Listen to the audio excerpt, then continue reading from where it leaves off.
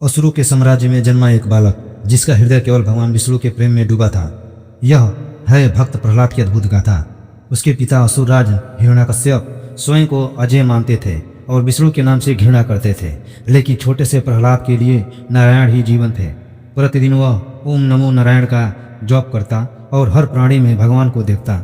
यह अटूट विश्वासी वह चिंगारी थी जिसने पाप के साम्राज्य में धर्म की ज्योति जलाई। और एक दिन समस्त सृष्टि ने देखा कैसे भगवान स्वयं अपने भक्त की रक्षा के लिए प्रकट हुए। एक बार असुरराज हिरण्यकश्यप, जिसने भगवान विष्णु से शत्रुता रखी, उसने अपने पुत्र प्रहलाद को विष्णु भक्ति से रोकने के लिए अनेक उपाय किए, लेकिन बालक प्रहलाद का हृदय केवल नारायण के प्रेम में लीन था।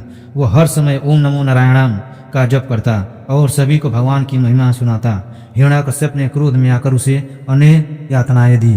कभी ऊंचाई से गिरवाया, कभी विष पिलाया, कभी हाथियों से कुचलवाने का आदेश दिया, लेकिन हर बार अदृश्य रूप से भगवान विष्णु ने अपने भक्त की रक्षा की।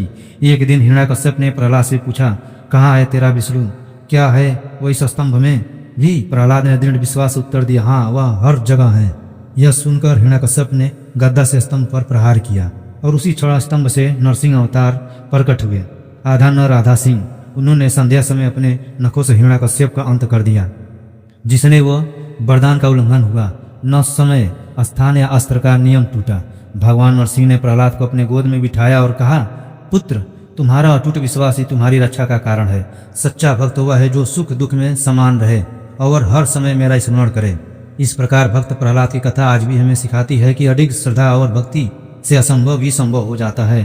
नरसिंह भगवान के प्रकट होने के बाद सारा लोक चकित रह गया।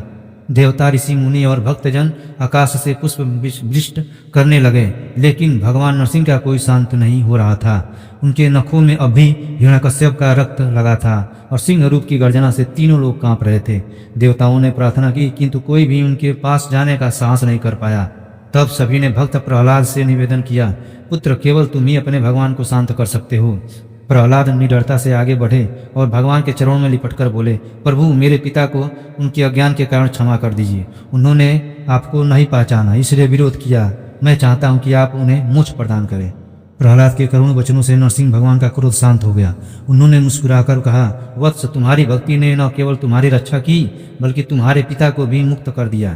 तुम्हें दीर्घायु, अखंड कीर्ति और धर्म की रक्षा का वरदान देता हूँ। इसके बाद भगवान अदृश्य हो गए और प्रहलाद ने राज्य को धर्म और न्याय के मार्ग पर चलाया। उनकी गाथा सदियों तक भक्ति, क्षमा और धर्म का प्रतीक मानी गई। जय भगवान विष्णु।